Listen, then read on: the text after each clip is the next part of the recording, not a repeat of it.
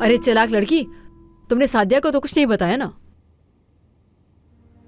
क्या कहा? सादिया?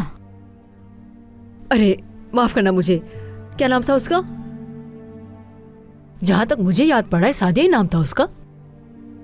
मैं क्यों इस मामले में इतना पढ़ रही हूँ?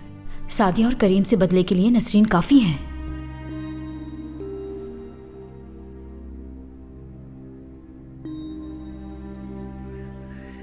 वैसे मैं देख रही हूँ मुझे अमीना नजर नहीं आ रही। वो अपना काम क्यों नहीं कर रही आकर?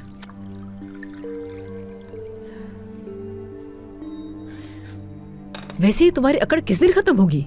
आज एक दफा बता ही दो मुझे। वक्त आ गया है, बहुत जल्द तुम इस घर के अंदर कुछ नया देखने वाली हो। अच्छा है, बहुत अच्छा है, खुशी होगी मुझे तो।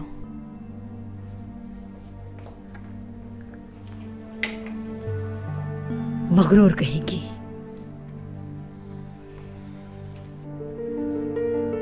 ये जगह साफ करो।